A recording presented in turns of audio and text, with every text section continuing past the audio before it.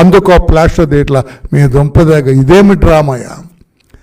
అసలు అక్కడ అత్యాత్రమే జరగలేదు, నీ మీద రాయే పడలేదు అంటుంటే నువ్వు ఇంకా ప్లాస్టర్ వేసుకొని తిరగటంలో ఏమైనా ఔచిత్యం ఉందా అని చెప్పి నేను అడుగుతున్నా.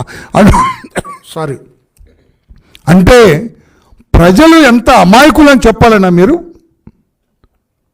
ప్రజల్ని అమాయకులు అనుకుంటున్నారా జగన్మోహన్ రెడ్డి గారు? 13 రోజుల తర్వాత కూడా ఆ ప్లాస్టర్ మీరు ఆ తలకు ఉంచుకొని తిరుగుతున్నారంటే ఏమనుకోవాలి? అందుకే అన్నాను, అతను పెద్ద డ్రామా యాక్టర్. మరి చిన్నప్పుడు ఆయన ఏమైనా నాటకాలు వేశారో నాకైతే తెలియదు, కానీ ఇప్పుడు మాత్రం ముఖ్యమంత్రి అయిన తర్వాత ఇది మాత్రం పెద్ద డ్రామా. ఆ ప్లాస్టరు బాగా రోజు రోజుకి పెరుగుతుంది, ఇంకా తగ్గాలి రోజు రోజుకి.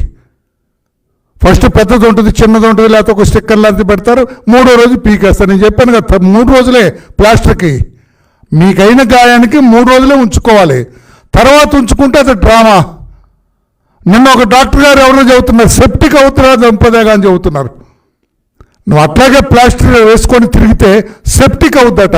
అందుకని నేను తోటి మనిషిగా నా సలహా, ఇక తీసేయండి ఆ ప్లాస్టర్. ఇక మీ మాయ మాటలు, మీ మోసపు మాటలు వినే స్థితిలో లేరు రాష్ట్ర ప్రజలని చెప్పి కూడా గౌరవ ముఖ్యమంత్రికి నేను తెలియచేస్తున్నాను. రెండవది, జనాన్ని నేను అనుకోవటం ఎదుటి మనుషులందరూ అమాయకులు, వాళ్ళకేమి తెలియదు, లోకజ్ఞానమే తెలియదు, నేను ఏది చెబితే అది నమ్ముతున్నారన్న భ్రమలో జీవిస్తూ ఉన్నాడు జగన్మోహన్ రెడ్డి గారు. ఆ ఊహాలోకాల్లో విహరిస్తూ ఉన్నారు గౌరవ ముఖ్యమంత్రి జగన్మోహన్ రెడ్డి గారు. లేకపోతే అవినాష్ రెడ్డి 5 ఏళ్ళు ఎంపీగా పనిచేశాడు, మరలా ఎంపీగా పోటీ చేస్తున్నాడు. అతను చిన్న బాలుడంట, అమాయకుడు అంట. అతను అమాయకుడు అంటే నీ దొంపదగ బాబాయిని, మీ బాబాయిని గొడ్డలు వేటేసి చంపిన దానికి సూత్రధారి అతను అని చెప్పి CBI, the highest investigating agency in our country, వాళ్ళు చెబితే, వాళ్ళు ఛార్జ్షీట్ వేస్తే ఇతను బెయిల్ తీసుకొని ఆ కోర్టుకు అటెండ్ అవుతూ ఉంటే అతన్ని చిన్నపిల్లవాడు, అమాయకుడు అని చెప్పడంలో ఉద్దేశం ఏంటి? నీ ఉద్దేశం ఏంటి ముఖ్యమంత్రి గారు అని చెప్పి నేను అడుగుతున్నా. అంటే రాష్ట్ర ప్రజలు అమాయకులేనా? మీ తమ్ముడు అమాయకుడేనా?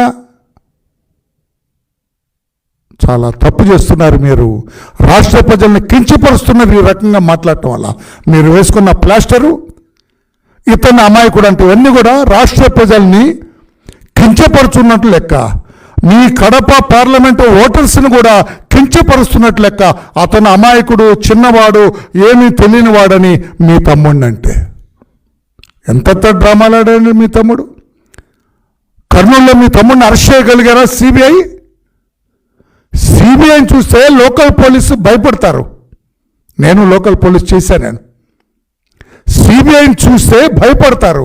అటువంటిది మీ దుంపదగా మీ ముఖ్యమంత్రిత్వంలో లోకల్ పోలీసుని చూస్తే మన రాష్ట్రంలో సిబిఐ భయపడ్డారు. కోర్టుకు వెళ్ళి బెయిల్ తెచ్చుకున్నారు సిబిఐ వాళ్ళు. అటువంటి వ్యక్తి మీ తమ్ముడు.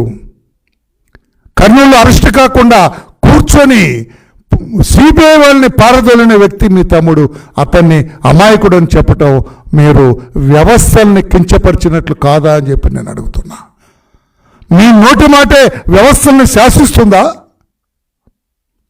సిబిఐ వేసిన ఛార్జ్షీట్ ఏంటి? మరి సిబిఐ దర్యాప్తు తప్పు అంటారా మీరు?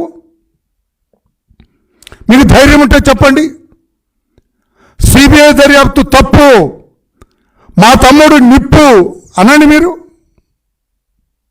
అబద్ధాలు చెప్పొద్దని చెప్పి కూడా ముఖ్యమంత్రి గారికి నేను తెలియజేస్తున్నా. మీ మీద 11 ఛార్జ్షీట్లు వేసింది సిబిఐ, మీ మీద 11 ఛార్జ్షీట్లు వేసింది. కాలం కర్మ మీకు కలిసి వచ్చింది కనుక కోర్టులకు అటెండ్ అవ్వాలా, లేకపోతే ఈ పాటికే మీ సంగతి తేలిపోయి ఉండేది. ముఖ్యమంత్రి పదవిని అడ్డుపెట్టుకొని కోర్టులకు వెళ్లకుండా ఎగ్గొట్టారు మీరు. ఆ మాట పెద్ద మాట వాడాను నేను. ఎగ్గొట్టారు మీరు మీ ముఖ్యమంత్రిత్వాన్ని అడ్డుపెట్టుకొని. అదే మీరు చట్టాన్ని గౌరవించి మీరు కోర్టులకు అటెండ్ అయితే ఈ పాటికే తేలిపోయేది మీ భవిష్యత్తు, లోనా బయట అనేది.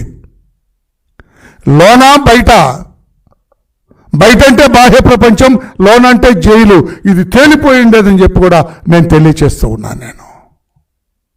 అటువంటి మీరు మరి మీ మీద 11 ఛార్జ్షీట్లు వేశారు, వాటి గురించి ఎప్పుడు మాట్లాడరా మీరు?